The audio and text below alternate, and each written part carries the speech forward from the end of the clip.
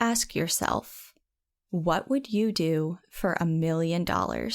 Everyone's answer is different, and everyone has their limits. But if modern television has shown us anything, it's that sometimes people will do a lot.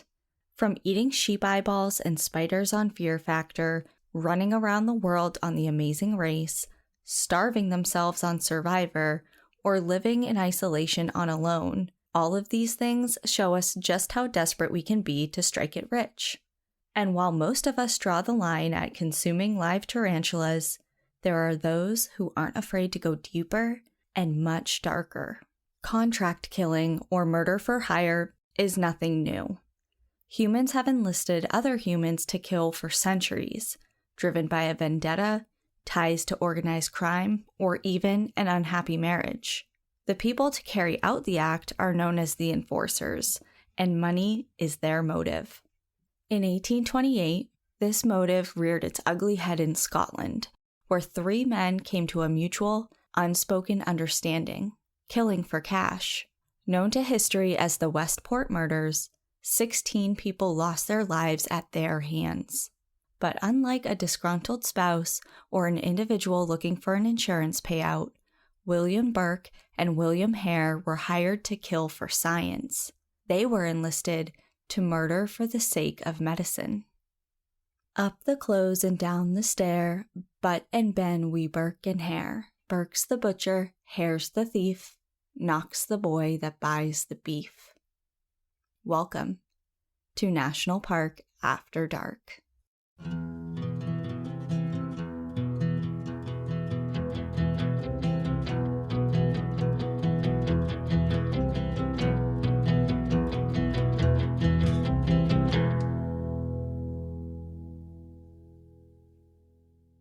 Can I just say how stoked I am that we're going to Europe finally? I know. It's been long awaited, and it's a tiny, teeny little bit of a stretch for today, to say the least. This isn't going to be in a national park. It's in a royal park. And if you tuned into the Man-Eater episode a few weeks ago, we discussed royal parks, and we will again today. It's not part of the national park system, but it's our 1-year anniversary, and we're treating ourselves to this story today. You can do whatever you want. We've been doing this for 1 year. You deserve this. It's our birthday, and we can do whatever we want, and no one can say anything because by the time this comes out, it's already done. And it's outside. It's in a park. It counts. It counts for sure. Before we get into it, we do have a couple of things. First, like we just said, it's our 1-year anniversary. It's insane. It's really flown by. It really has. Like, when I think about the very first episode that we did in Shenandoah and Acadia, it feels so long ago, but it also feels like it was like 2 weeks ago at the same time, if that makes any sense. Yeah, for sure it does. And because it's our 1-year anniversary, we have a little bit of an announcement.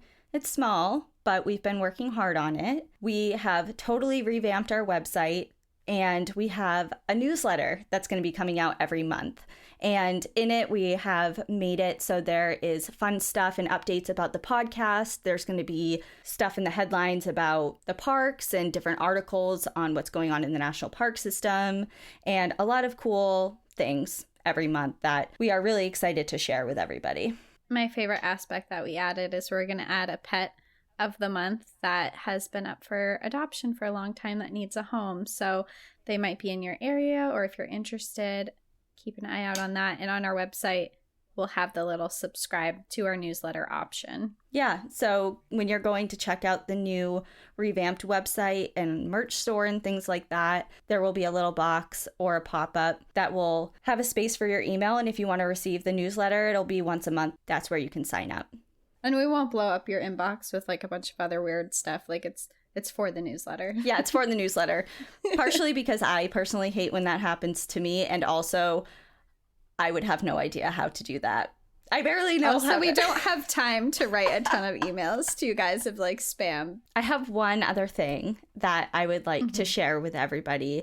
And more so with you, just because we have been doing this for a year and we get emails all the time from listeners that are so special, each and every one of them.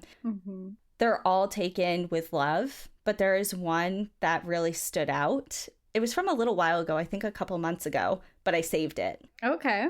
I love that. So I'm going to read it just because it kind of like encapsulates why we started the podcast, and I think you're really going to love it. It says, "Hi, new listener here, and I just wanted to let y'all know how much I appreciate your podcast.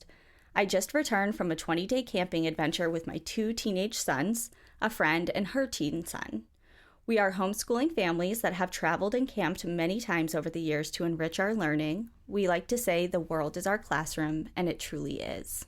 We live in Texas and have visited many national parks in our state, other states, and in Canada with several homeschool families. Some of our trips have been the Utah Mighty Five, a month-long East Coast trip to study U.S. history with many parks and monument stops, and a trip to Carlsbad, Chaco, Mesa Verde, and Taos to explore some UNESCO sites. On this most recent adventure, we visited the Great Sand Dunes, Yellowstone, Banff, Yoho, Kootenai, Mount Rainier, Olympic Glacier, and the Grand Tetons. Between parks, we spent a lot of time driving and listening to podcasts.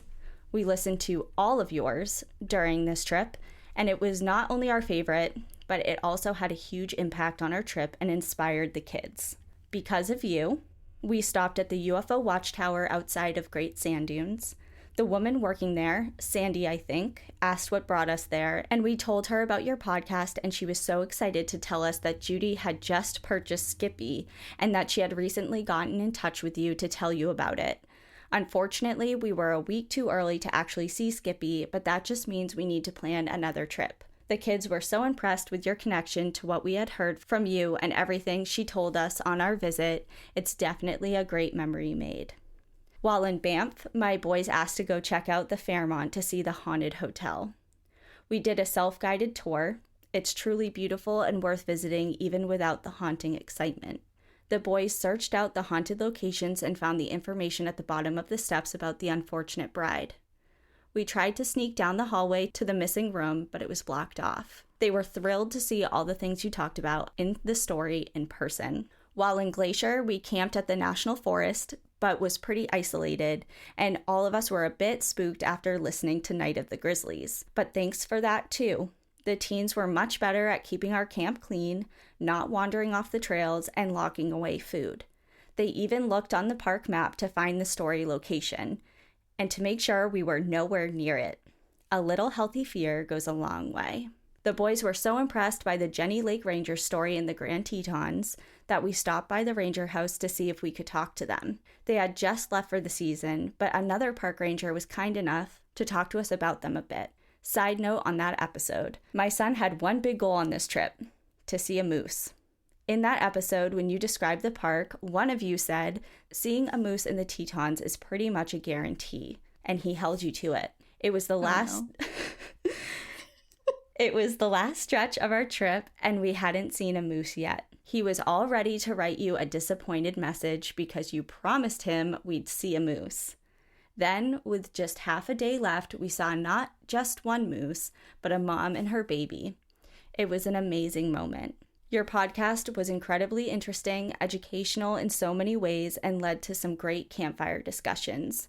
Thank you both so much for all of the inspiration. Sincerely, Jennifer, Max, and Jack Jones, and Jennifer and Finno Newberry.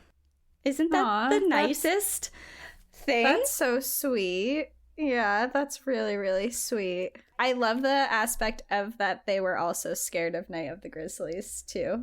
And that it led to better behaviors. And I'm really happy that he saw a moose because I was feeling real guilty at the beginning of that. Like, what do you mean? Yeah, because that was you that promised that. It was me that promised, and we did get other messages that were like, you promised. I know. I just really, really enjoyed it just because people are taking things away from the episodes and getting to experience them kind of like in real time in their own way. That's all we could ever want from doing this is to help adventures like that. So that's really, really cool. Thank you so much for writing into us. We absolutely love to hear stories like that. I know that was being shared a little late. A delayed thank you, but a big one nonetheless.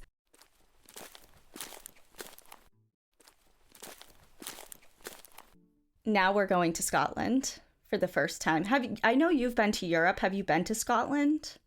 I have not been to Scotland. Okay. It's on my list, though. Cassie. You asked. I'm sorry, but what else was I going to say to that? No, I haven't been there. Yes, it's on my list. It's just safe to assume that everywhere is on that list. Well, just in case anyone forgot. I don't think they did. But, okay. So today we're venturing to Scotland, to Holyrood Royal Park. Obviously, here in the United States, we don't have royal parks, and I really didn't know what one was until I was researching the Champawat tiger, the man-eater episode that we did a couple weeks ago, and there is a difference between royal parks and national parks. Scotland has actually 2 national parks and several royal parks.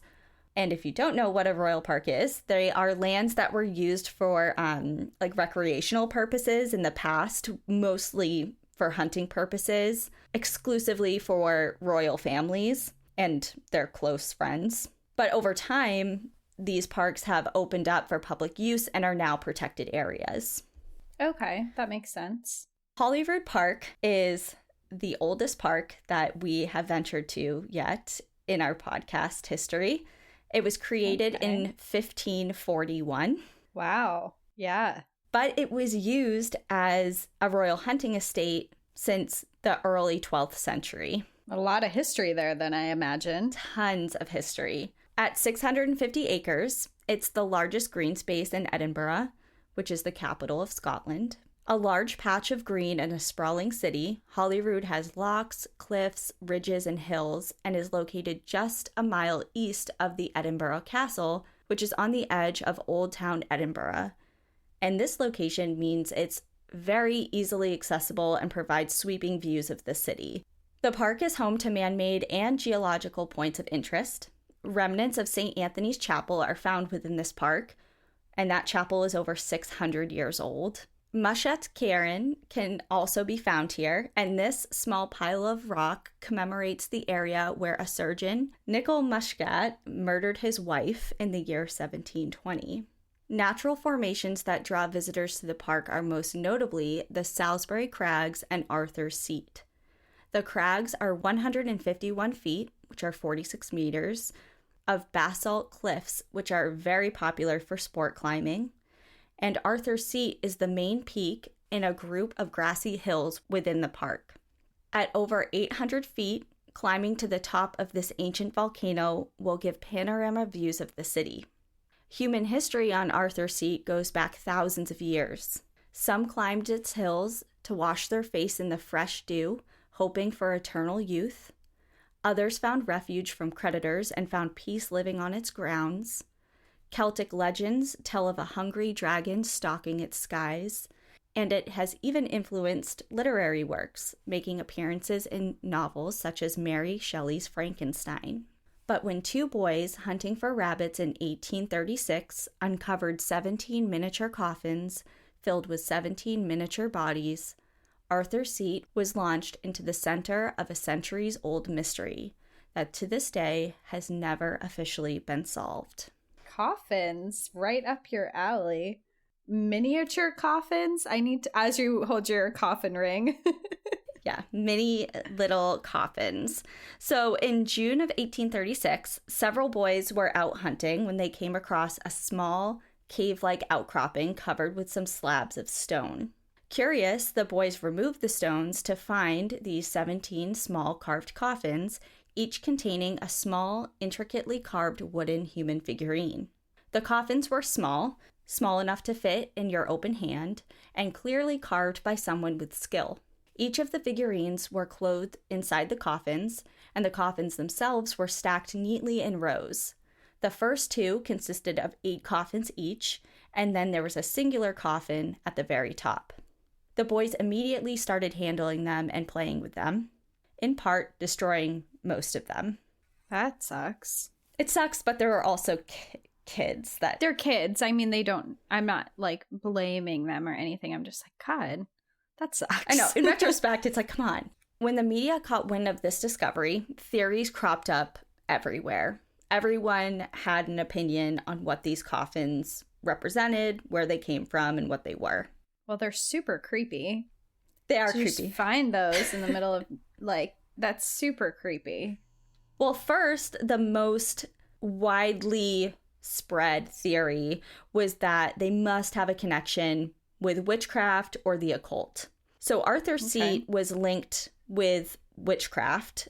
It was a meeting place for those who practiced the religion, and the city itself had a deep connection with the whole witchcraft panic itself. So here in the United States, when we think of witchcraft and witchcraft trials, we think of Salem, Massachusetts. Mm-hmm. In that trial, 19 individuals were executed for witchcraft. But in Scotland, that country executed an estimated 1,500 people for witchcraft, and Edinburgh was responsible for at least 300 of those executions. Wow. So Arthur's Seat was like a known meeting place? I didn't go super into it, but it essentially seemed like people who practice religion outside of the traditional Catholic Church or Christianity would meet there. And that's kind of why that was like the first thing. Kind of like when you think of witchcraft, and this is probably not even 100% correct because I'm sure there's a lot of differentiating factors, but you think of like voodoo dolls and little talismans that people create and use as representatives for various things. So they see... Well, that's kind of what your description of these little coffin people are. They sound like voodoo dolls a little bit. And that's what some of these people immediately their minds went to. Others presumed that they were the result of a tradition. In Germany, it was customary for families to create figurines and place them in small coffins in memory of loved ones who had died abroad and elsewhere away from the family, and they were unable to give them a traditional burial. Okay. And yet another suggestion was that they were made at the request of sailors who asked them to have them made if they were ever to die at sea. But studies of the coffins and figurines show no signs of pinholes or damage, as had been seen in other objects found locally tied to magic practices. So no signs of damage or harm like inflicted on any of these dolls. After the kids destroyed them. Yeah, the ones that remained. The ones that remained were examined, and there was they were actually x-rayed. The museum went crazy with them to examine them, and they actually found quite the opposite. This group of coffins and figurines was actually very well looked after and carefully set aside, and there was obviously a lot of love and care that was put into them. Also, there had been no known surrogate burial traditions in the area at that time, similar to those in Germany, so that was kind of off the table. And the sailor request seemed a little far-fetched because no other coffins had been found in Scotland at that time. So even though all of these things are happening in other places, they were like, well, it just doesn't make sense in this particular circumstance. Curators at the National Museum of Scotland went to town on examining the coffins and their figurines. Everything from the nails used in the coffin, cloth for the clothing, the thread used to sew the clothing, and the pins used to secure the lids, they were all thoroughly examined by many people over many years. Through thorough investigation, they discovered the coffins were made sometime in the 1830s, meaning that they laid undiscovered for a maximum of about 6 years after being initially placed in the cave.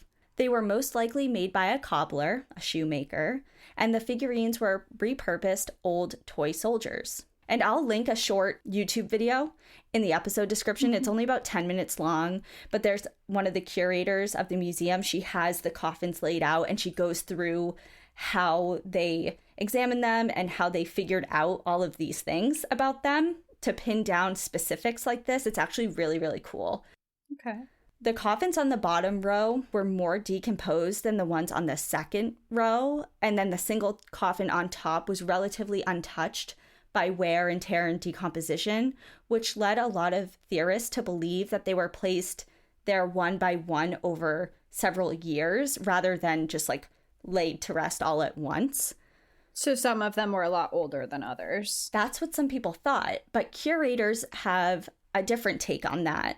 They believe that because they were all so uniformly made, they were all made and placed there all at one time, or at the very least placed very close together over a short period of time. And they explained the wear and tear and decomposition of some of the coffins over others because the ones that were on the cave floor would be expected to have more damage and wear and tear on them because they were exposed to direct moisture. Okay. So, of course, the ones that were on top of them that weren't in direct contact with any like moisture or the elements as much as the ones on the bottom. Do you know what I'm saying? Because the way they're layered. Yeah, they would have been preserved a little bit better. Right. So the coffins were scrutinized and theorized over for years. What the figures were made of, how they were constructed, and when was largely agreed upon.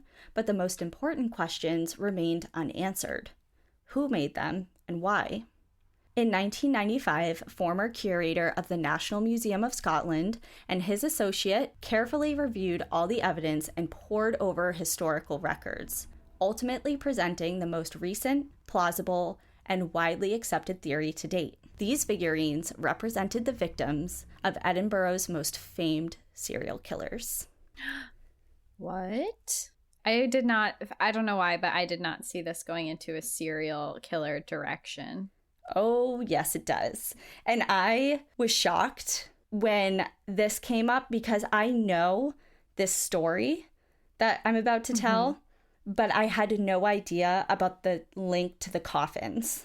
I wonder if I'll recognize the story or not. So they think that all of the coffins are representations of the people that they murdered. Yes. 17 of them. Yes. And you'll see there's technically 16 victims, but 17 bodies. And you'll understand why when I tell you the complete story. Okay. Now I'm very, very intrigued. Before I'm like, witchcraft? Maybe. And like voodoo and burial practices. Okay. But a serial killer? Of course, like I said, this has not been confirmed. No one knows for sure if this is really what they represent, but based on the historic record and the time frame and the story I'm about to tell, a lot of, I don't know what they're called, museum professionals, a lot of people in that realm believe that this is the most plausible explanation for what they are and why they were there. Can I ask if you think that this is the most plausible? I want to say yes, but I also am not fully informed on all of the other options and theories. Like, there are some that are like, yeah, maybe, but it doesn't really fit. But there are some that it could potentially be another reason. But deep down, I think that this does make the most sense. Okay, tell me more. Okay.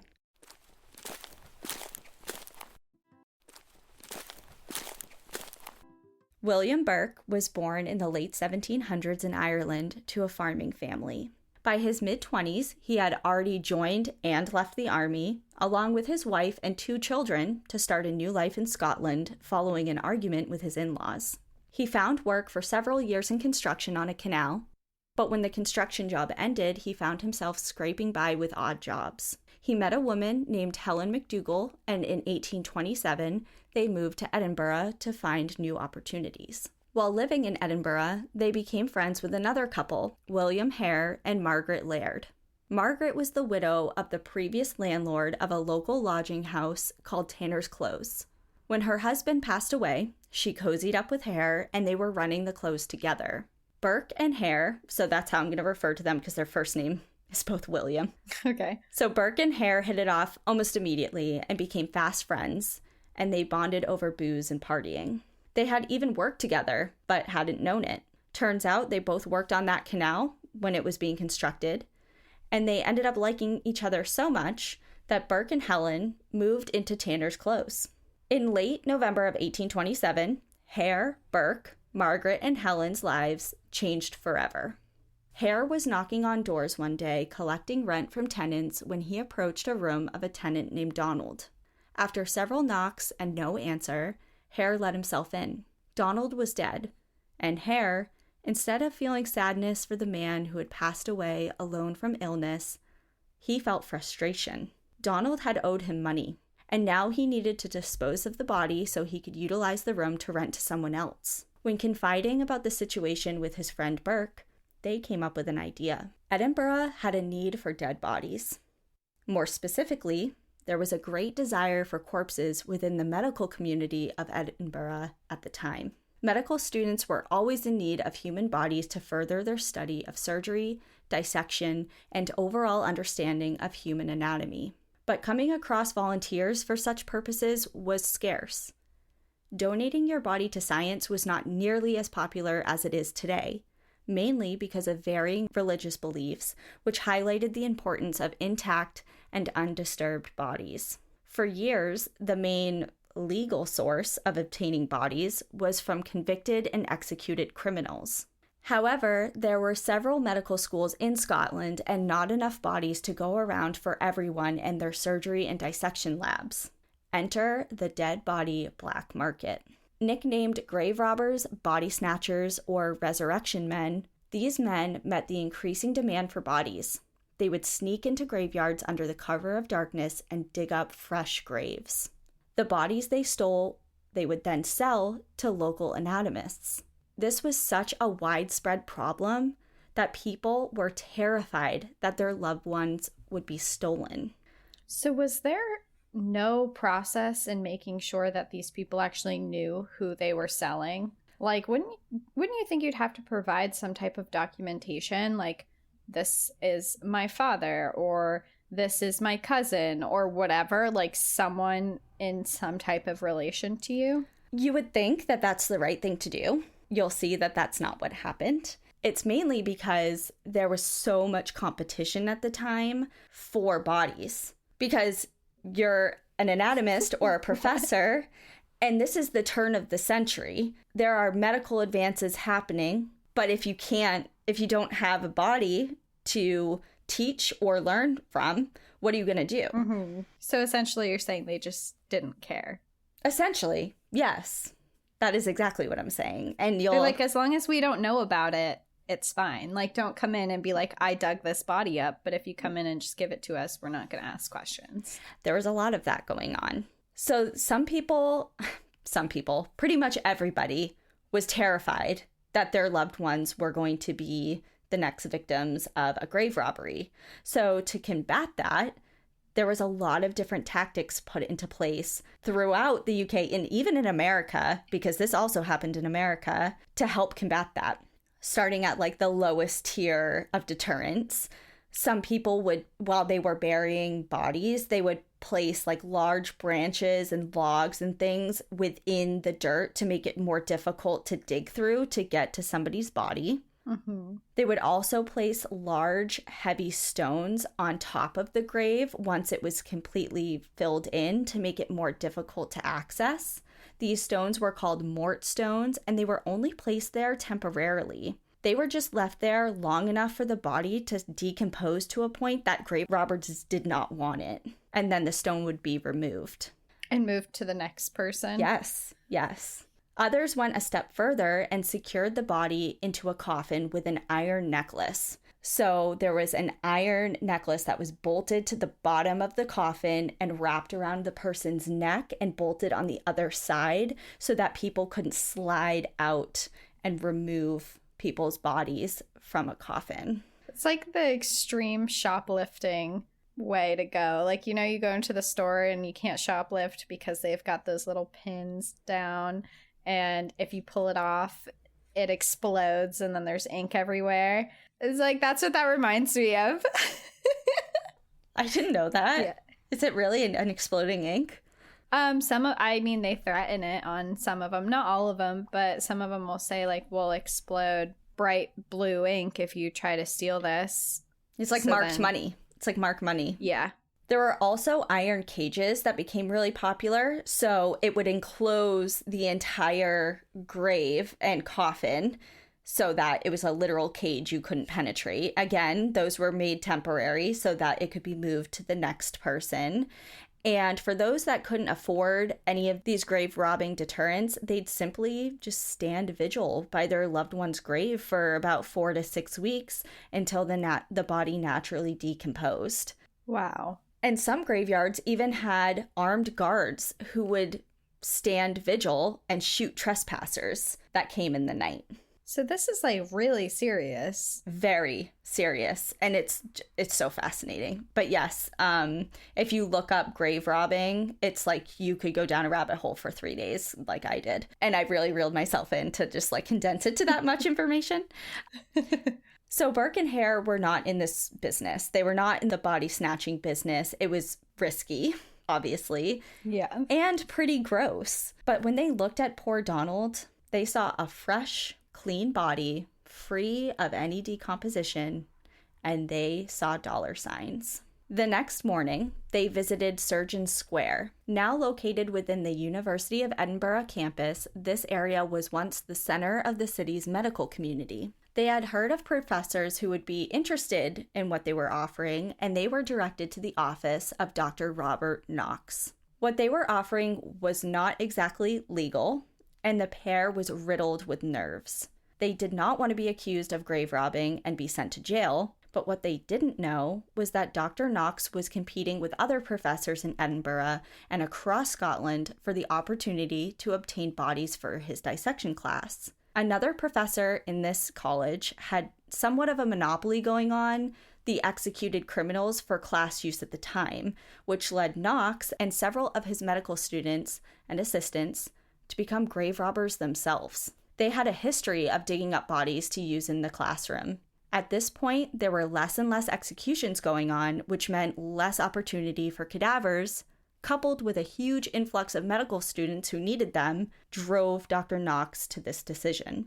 Many of the bodies that he uncovered were in late stages of decomposition and not exactly top-shelf choices. So when Burke and Hare approached them with a body, and a fresh one at that, he was eager to accept it. So eager, in fact, he offered the men £7 and 10 shillings for Donald's body, with no questions asked. Burke and Hare were stunned. That amount was nearly twice the amount of rent that was owed by Donald that they were trying to make up for. After getting the green light from Knox, the men went back to Turner's Close where they had stashed his body. They stuffed it into a bag and later that night wheeled it back into Knox's office. They didn't keep their plans to themselves and let their partners in on what they had done. And I say partners because they were kind of like in a common law marriage with these women. So I just referred to them as their partners. And the women were thrilled. Over the next weeks, the pair discussed their options for obtaining fresh bodies. They wanted to make a habit of making this type of money. But it's not every day that you just stumble upon an unclaimed fresh human corpse. So they altered their tactic. At first, they considered snatching homeless young people. But after consideration, they thought that repeatedly bringing fresh young bodies would raise some questions, and they didn't want to push the professor. Instead, they decided on another victim profile, elderly or sick people who could have reasonably passed away from natural causes and wouldn't raise suspicion. And they didn't have to go far. They had an entire lodging house full of people, and they turned their sights to Tanner's Close tenants.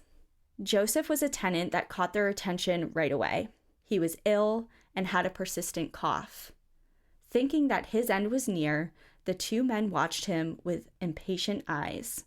But weeks went by, and Joseph was very much still alive. Frustrated, impatient, and fresh out of money that they had just earned from Donald's body, the men decided to play the part of Grim Reaper themselves.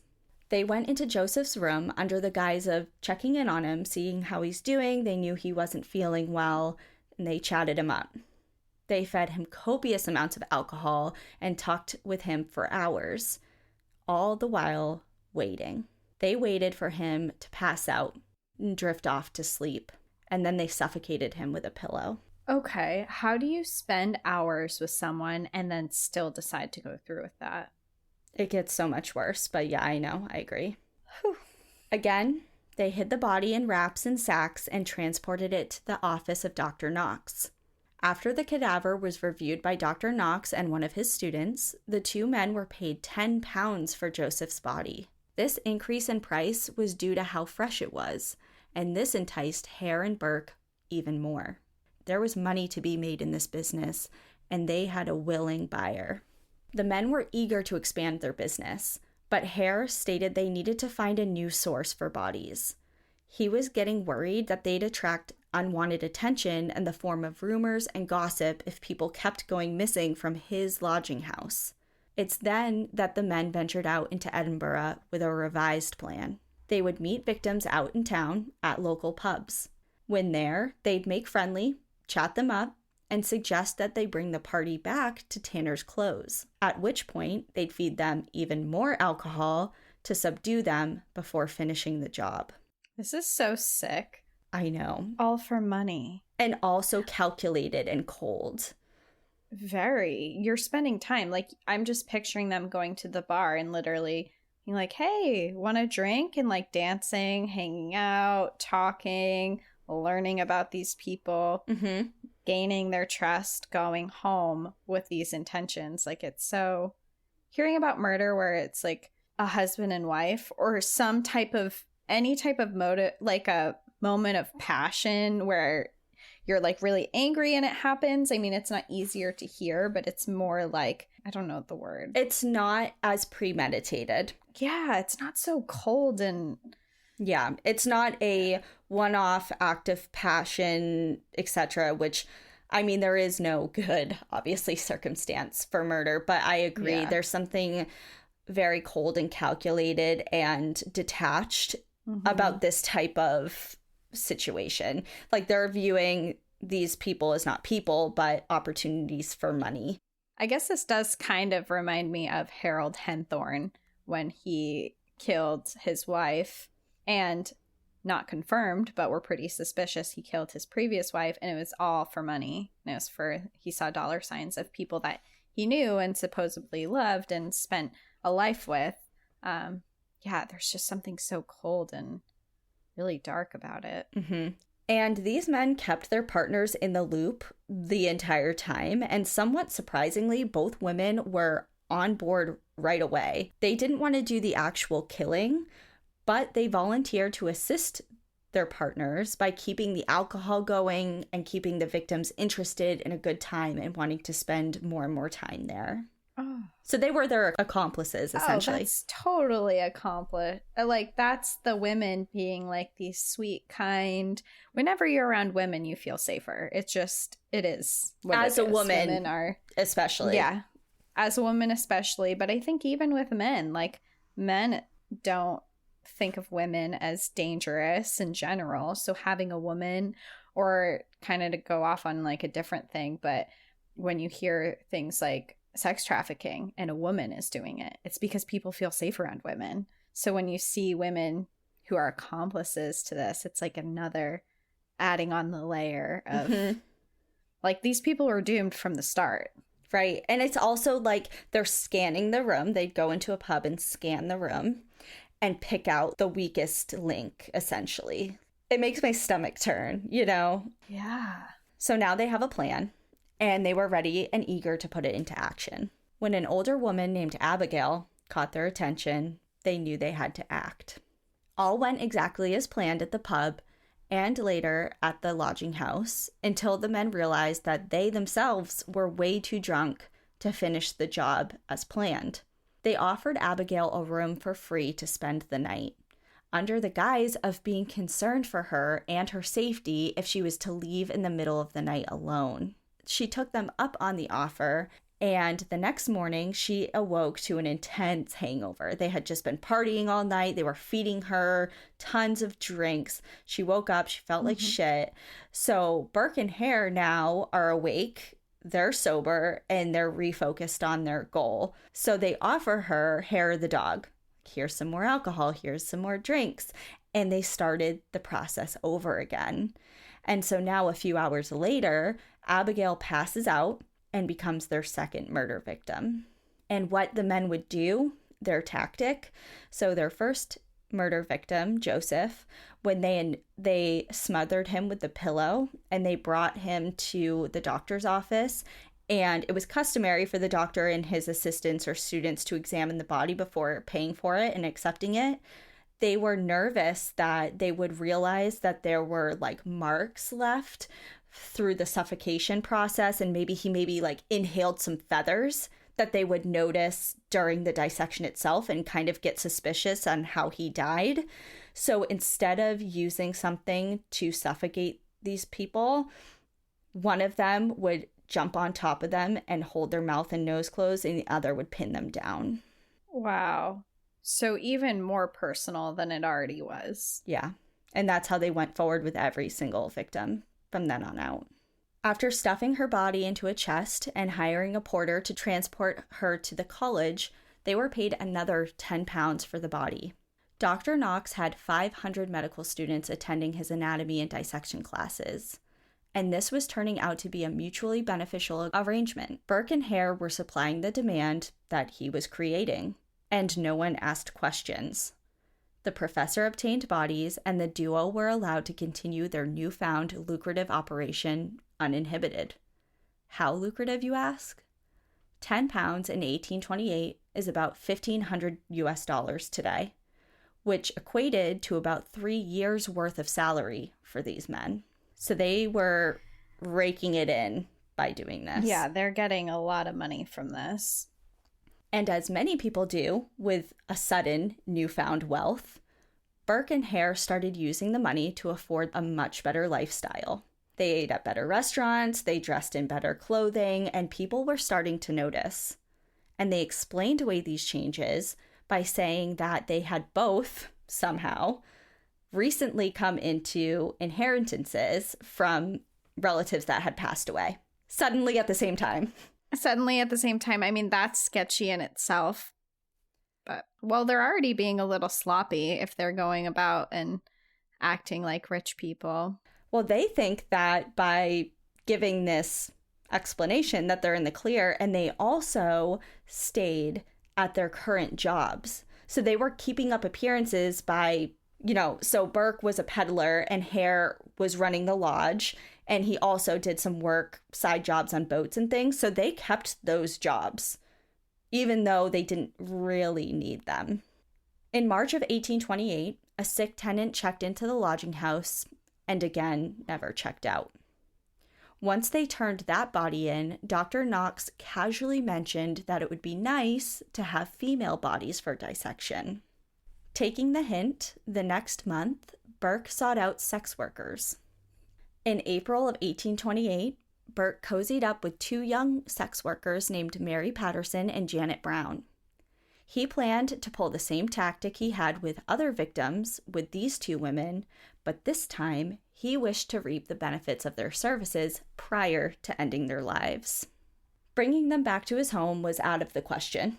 Helen apparently was all for murder, but drew the line at cheating. So Burke brought the girls back to his brother's place, where he continued giving them drinks throughout the night and into early the next morning. Mary passed out, so Burke left her on the bed and continued the party with Janet. They started fooling around, but didn't really get too far, because Helen had been worried about Burke when he didn't come home the previous night and went out looking for him. She showed up to Burke's brother's home and crashed the party. She was furious. They were throwing things back and forth at each other, screaming at each other. Meanwhile, Mary is still passed out on the bed, and Janet is shielding herself in the corner away from this fight.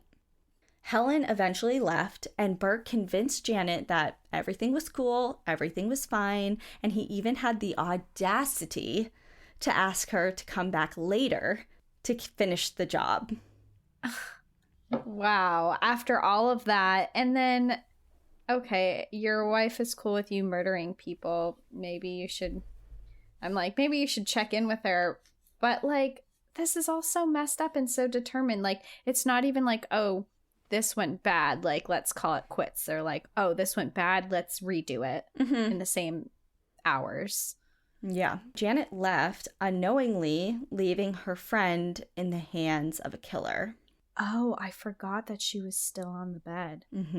So once Janet left, Burke was alone with Mary, who was unconscious, and he sent off for Hare. And when he arrived, the 2 of them suffocated Mary.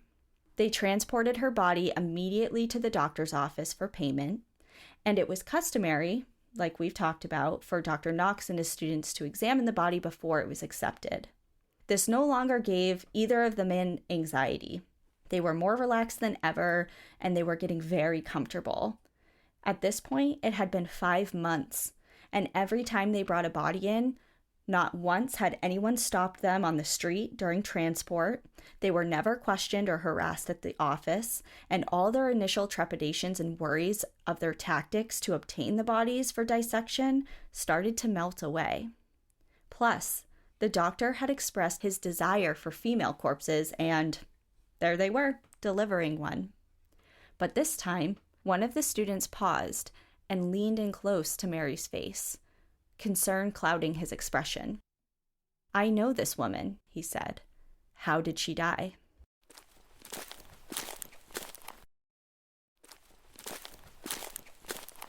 Shit, they must have thought. Burke spoke up first, explaining that they had bought her off an elderly woman who had stated Mary had died after drinking too much. If the medical student was suspicious of this story, he didn't show it. The body did smell of alcohol, and she was a sex worker. So sadly, Mary's death wouldn't be much cause for concern. Off the hook, the pair continued on, getting more brazen with each and every victim. They focused primarily on elderly and ill people to claim as victims, coming up with stories to use just in case the doctor or any of the students questioned them. They never had to use the stories because no one ever inquired about any of these people. I just don't get, how are you not concerned about how these people are getting so many people? So many, and so fresh. Yeah, so fresh is very concerning. Like, these clearly, like, where are they coming from? Why is this not a question? That's so strange to me. And I feel like the only explanation for on my side is that he really just didn't care. Like, he didn't want to ask the question about it, because there's no way. I mean, if they brought like maybe 4 people, if they brought 4 people total in all, it would be like, okay, weird, but great. Right. But we know that there's 17 from the beginning of this. So that's a lot of people. And it's in a really short amount of time, because this all happened within 12 months. So in 1 year, they killed 17 people. Technically 16, because the first 16. one was dead. Yeah. I'm really curious to hear about how they get caught. It's coming. Well, they're getting sloppy, so it has to come soon. Yes, very soon. So the months went on, and the duo continued their killing. By the summer of 1828, they no longer waited until nightfall to transport the bodies, and instead, they were carting them in broad daylight. So they were hidden. They were hidden in like barrels or under cloth and things. It wasn't just right out in the open.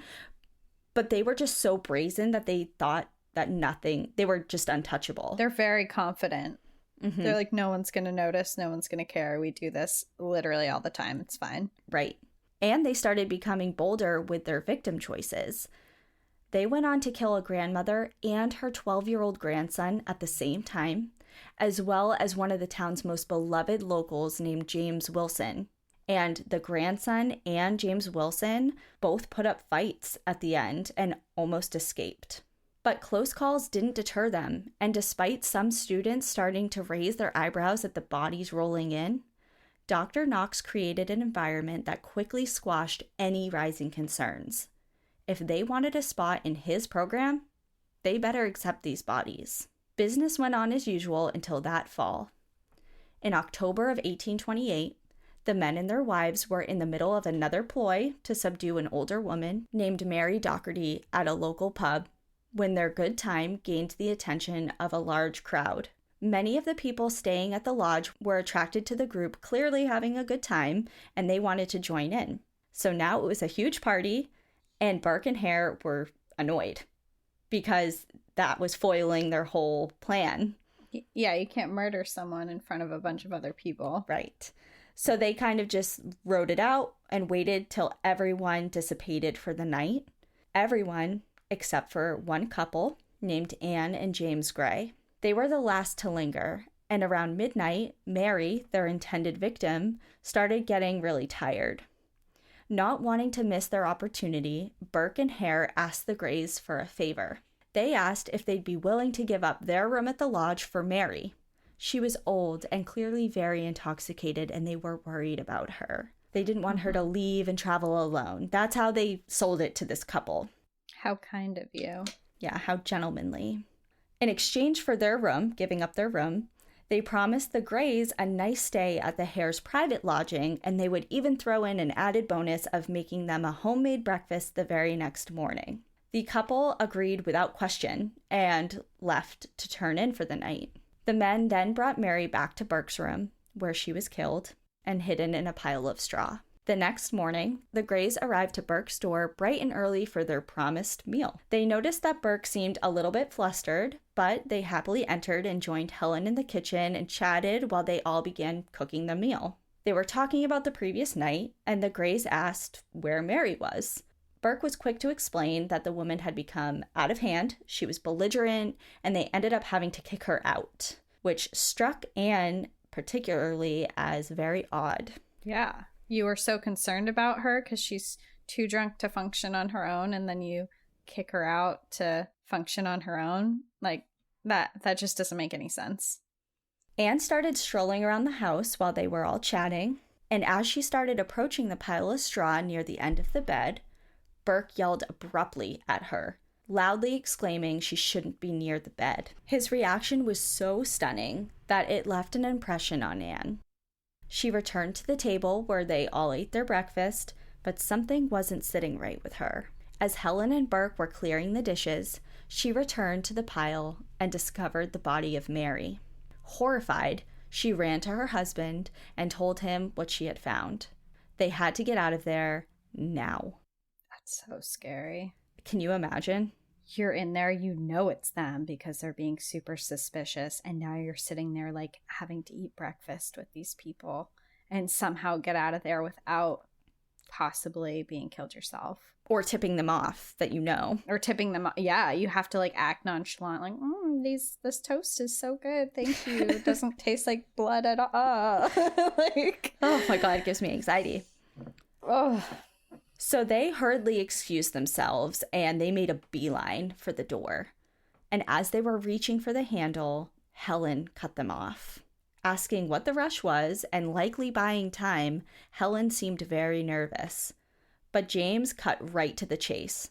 He said they knew Mary was dead and that they were stashing her body. And he questioned Helen about how she died and what they were doing with her body. But Helen didn't have a good reason to give them, and she folded under pressure and fell down to her knees. She was pleading with the couple to stay quiet, and cue the crocodile tears. She was sobbing and crying and saying that she couldn't stop her husband and she wasn't involved, and she begged them to believe her and to not tell anybody. Mm-hmm. They pushed past her and headed straight to the police station. Good. As they fled, Helen told her husband what had happened, and they made quick moves. They called Hare over to dispose of Mary's body, and to shuffle it to Dr. Knox's office right away, and clean the house as best they could of any evidence. By the time the police arrived, the house was pretty void of any indication that Mary had ever been there. There was, however, a small bloodstain on the floor where her body had been stashed. Helen explained that this was menstrual blood, but the police weren't convinced. The police split up Helen and Burke and questioned them about the events of the previous night, but their stories didn't match up, and they were taken immediately to the police station. As Burke and Helen were questioned, their lodge was thoroughly searched by officers, and Mary's clothes were found hidden away. It was clear that she was dead and that these two had something to do with it. They were arrested, and in the following days, Hare and Elizabeth's names were also brought up in relation to the crime, and they too were brought in for questioning. Next, an anonymous tip came in that Dr. Knox was also involved.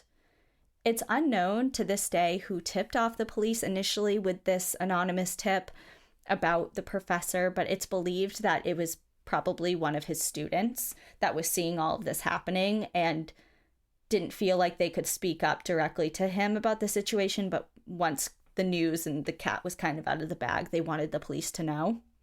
Yeah, when they saw that they got arrested, they were like, oh, okay, this all makes sense now. Yeah, and they were like, okay, well, if you're looking at these people, you need to look into Dr. Knox as well. Dr. Knox was questioned, and when he was questioned, he stated he did indeed take bodies from Burke and Hare, but he was under the impression the whole time that they had obtained these bodies from poor lodging houses, and he said he believed that the people had passed away from natural causes and that they were given to him because no one had claimed them. Mm-hmm.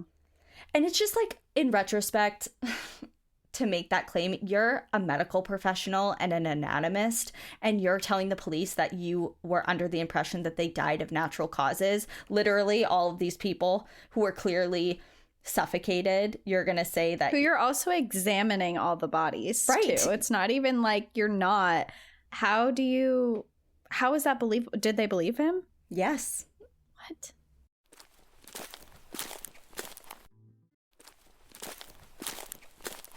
The investigation goes on, and their names started making the headlines in the newspapers.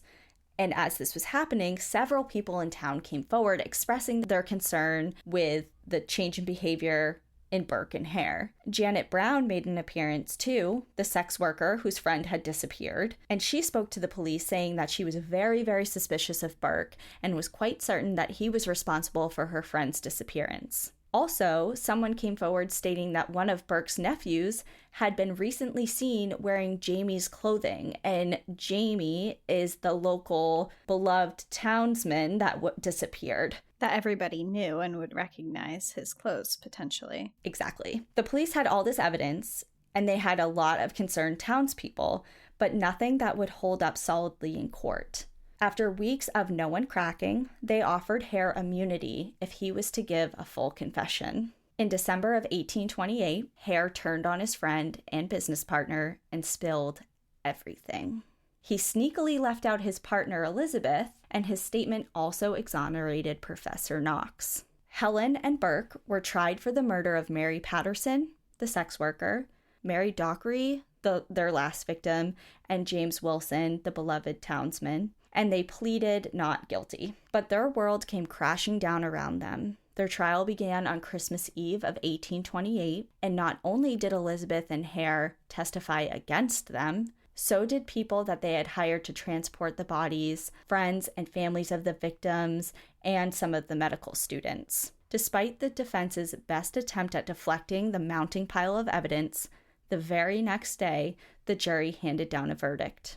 Helen McDougall was found not proven, which meant her life was spared, but Burke was not so lucky. He was found guilty and was sentenced to death. William Burke was hanged in January of 1829 at 37 years old, and a crowd of over 25,000 people gathered to watch him die. By the next month, Margaret, Helen, and Hare were all released by police and scattered. The townspeople essentially drove all three of them out of town, and all three were constantly sieged by angry mobs and protesters and run out of Edinburgh. They may not have been found guilty in the court of law, but they were certainly guilty in the eyes of everybody else, and they were more than unwelcome. Helen relocated to England, Margaret fled to Ireland, and it is unknown what Hare did with the rest of his life after he snuck out of town in the middle of the night. Dr. Knox was found not guilty of any crime, but was also the subject of intense public scrutiny and mob behavior. People harassed him, cartoons were made of him and published in papers, and people in town even built and then burned an effigy of him outside of his own home. Wow. He stood by his claim for years that he had no knowledge that the bodies he had accepted were murder victims, and surprisingly, he stayed in Edinburgh for years. He continued his work as a professor until he moved into work as a pathological anatomist, and then later opened his own practice and died in 1862. And although William Burke was executed, he lives on, in a way, because while the judge had condemned him to death, when passing down his sentence, Judge Boyle added, quote, "Your body should be publicly dissected and anatomized. And I trust that if there is ever customary to preserve skeletons, yours will be preserved, in order that posterity may be kept in remembrance of your atrocious crimes." That's right, William Burke was to face the same fate as his victims. He was hanged on January 28th, 1829, and was publicly dissected in the Anatomy Theater of the university's old college. That is irony right there. Justice, baby. What is it? Karma's a bitch is the phrase. Yeah. I think I'm looking for. And there it is. Students and onlookers flooded the hall, desperate to witness the murderer turned victim. There were so many people, in fact, that there was actually a little riot that started, and it was finally decided that after the dissection was concluded, that all of the people who didn't have ticketed entrances to the dissection would be allowed to pass by his body in groups of 50. So thousands and thousands of people came to witness his public dissection. Can we just talk about how morbid this time period is for all of its people? Like, first, there's 25,000 people who gather around to watch a person be hung. And then there's thousands of people to watch his body be dissected. And this is like entertainment. Like, I feel like this is something for them that they pregame to and then show up. Like, it's so morbid, and that would never, like, if you are about to say that would never happen. I'm like, you would do it. Or that I'm not going to say it would never happen because it has happened. It's just so weird to me. The thing is just, I also think it's very intriguing at how the Victorians had such a deep fascination with death and would go to these things. Like, yes, of course, it is some form of entertainment in a very morbid way, but I can't say with any confidence that if it wasn't publicly allowed and like socially acceptable, that I wouldn't be at a public dissection. If it was, you know what I'm saying? Yeah, but a public hanging, that's a little different.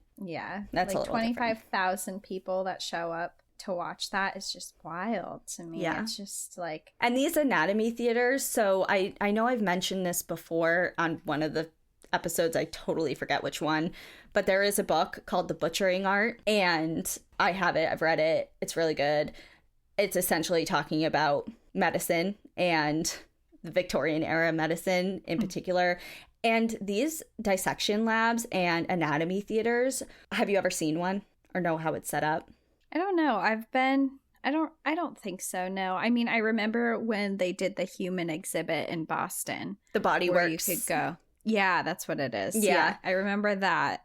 But I don't think I've ever been to anything like that. So I haven't been either, but I've seen photos, and essentially what it is literally a theater. So on the bottom floor in the center of this circle is the table or the area where the professor is with the corpse, and surrounding it in a circle are like tiers and bleachers of seats. So there's literally people surrounding this area from all angles, looking down on it, observing and learning and watching. And that's how they would teach their students. It's not like a classroom with 6 people and it's a lecture hall. It is a lecture hall. That's exactly what it is. Going back to whatever I was saying. I don't even know what I was saying because I'm off on a tangent now. The person who actually did the dissection was not Knox. That would have been super weird. I don't think they allowed that. It was another professor at the college, and he did the dissection. It took about 2 hours. And while he was doing it, speaking of morbid, he took his quill pen and dipped it into his blood and wrote, quote, "This is written with the blood of W.M. Burke, who was hanged in Edinburgh. This blood was taken from his head." That's so morbid. I was going to say, where is it displayed? Today, you can see Burke's skeleton in the Anatomical Museum of the Edinburgh Medical School, and his death mask and a book bound with his tanned skin can be viewed at Surgeons Hall Museum. They made a book out of his skin? What is the book? I don't know. I could probably easily look it up, but I saw a picture. There's pictures. Some hocus pocus stuff right there. Like, is his eyeball on the front of it? No, but I will say, if you look up the book, you would never know. It doesn't look like the book from Hocus Pocus. Like, it literally looks like a book. Ew. Ew. And the death mask is actually next to a living mask of his counterpart, Hare. Death Mask's obituary, the podcast obituary, just recently, like last week, did an episode about death masks and how they have links to Madame Tussauds Wax Museum, and it's really, really interesting. So if you're into this, definitely listen to that. But essentially, death masks were created as literal molds of people's faces, because before photography, you had nothing to remember someone by. So someone would make a cast of your face after you had died, and then that would be your little token of remembrance. Very sweet. So sweet. And to wrap this up, grave robbing continued to be a huge problem even after the Burke and Hare case, but came to an end with the Anatomy Act of 1832. The act, largely influenced by this case, required professors practicing anatomy to obtain a license and to provide physicians, teachers, surgeons, and students legal access to corpses that were unclaimed after death, specifically those who died in workhouses or in prison. It also allowed a person to donate the bodies of their next of kin in exchange for burial costs, as long as no other relative objected. So that ended a lot of this grave robbing, resurrection men, because this act. To put some actual guidelines on things and make it well, that's good, because clearly it was a problem that needed to be addressed at some point. Yep. And today, the 5 surviving coffins of the original 17 are displayed in the National Museum of Scotland, where they have been on display since the early 1900s after they were donated by a private collector. To this day, the mystery of the miniature coffins continues. Perhaps they are effigies to those lost at sea, talismans, representatives of long-lost loved ones, or even lucky charms. But maybe they symbolize the victims of Burke and Hare's money-making murderous scheme, made by a local whose heart went out to the 16 lives and 17 bodies that were taken by the 2 selfish men over the course of 12 months, who were lovingly created and clothed, placed in carefully crafted coffins, and tucked away from the bustling streets and prodding eyes of Edinburgh, laid down peacefully for eternal rest on Arthur's Seat in Holyrood Park. So what do you think? I think it's a strange coincidence for a really big case for it to not be that, like, their victims in the coffins. But I do have a question. Mm-hmm. For those little miniature coffins, did they have any identifying markers? Like, were some women, were some men? No, and that's a great question, because they were all men. And obviously there are women victims. However, the curators of the museum and researchers determined that the figurines were made from repurposed toy soldiers who were all men. They were just manufactured as men.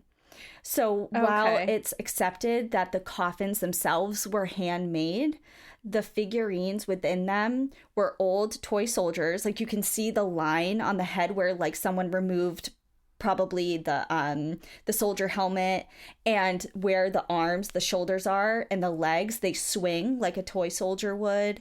And they had painted black feet, like a boot, like a black boot for the soldiers. But all the uniform and stuff was taken off, and then someone had hand sewn. Everyone has a different outfit, and all, like, dressed them and put them in the coffin and buried them together. So a lot of people think that these represent the victims, and it's also somebody's way of giving them a burial that they never received. So it's like a loving memory burial practice for these victims. And the other thing is, when these boys discovered this in 1836, it was only a couple years after this all hit the fan and everything happened. So it wasn't like it was proven that these coffins were from 20 years ago that would knock it out of the running, because it was just, like, so close. Yeah. Wow, that's so interesting. I'd be really curious to go to the museum and see this all in display. Mm-hmm. And they're tiny. They're like, I'll post pictures and I'll link the little YouTube video, but they're tiny. You can literally put your hand out and they'll fit in your hands. So interesting. So interesting. So that was a little mystery, and obviously it's still not solved, but it just has such a cool tie. And I know this had nothing to do with hiking or the outdoors or anything like that, but it was a really cool case that had a link to a park. Yeah, a park. It was found in a park, so hey, it counts. Anyways, I hope you liked it. And shout out to Cassie, because she was the one who sent me this link about the coffins. And she was like, I literally know nothing about this, and I feel like you would really enjoy it. I came across the article, and it was just like a miniature coffins found in whatever. And I read the first paragraph, and I was like, I'm not reading anymore, because this has your name written all over it. Danielle, this is like, if she hears about miniature coffins. And I read something that said something about potential serial killer and what was it? It said, and witchcraft. And I'm like, I don't know what's going on here, but this has Danielle's name written all over it. And it did. I'm glad you decided to cover it, because I did want to know about it. And it is super, super interesting. Yeah. Very strange, very weird, very cool. Yeah, I hope everybody liked it too, and learned a little something about grave robbing history, I guess. Yeah. So I guess that's it. And thank you for making our year so wonderful and so different than anything we've ever experienced. And we're so happy to be on this journey with everybody, and we can't wait for more. We keep saying this, like, we have a lot of stuff planned for the next upcoming year, and we're just really excited. Yeah, we're really, really excited, and we appreciate all of your support. That's it for today, but we do have, at the end of this week, another new bonus episode. Our Campfire Stories is going to come out on Patreon, so if you can't wait until next Monday and want to join our Patreon, you can go npadpodcast.com and you can go to our Patreon there, or you can go to our Instagram, National Park After Dark, and go to our link in our bio, and you can join Patreon there. We have a ton of bonus content on there now, almost a year's worth now. So there's a lot of bonus episodes on there, and we visit parks and national forests. And this week we're doing a mysterious disappearance that's very, very interesting. So if that's something you're into, you can check that out. And otherwise, we'll see you next week. In the meantime, enjoy the view. But watch your back. Bye, everyone. Bye. Thank you so much for coming along with us again this week. If you have a trail tale or story suggestion, send us an email at npadstories@gmail.com. Follow us on Instagram and Facebook at National Park After Dark, and on Twitter at NPAD Podcast. Come hang out with us on Patreon for monthly bonus episodes and exclusive content. And remember, when you support our sponsors, you are supporting our show. For exclusive discount codes, along with source information from today's episode, check out the show notes. For more information on our show, our book recommendations, merch updates, and more, visit our website at NPAD Podcast. And please rate, review, and subscribe from wherever you listen to podcasts.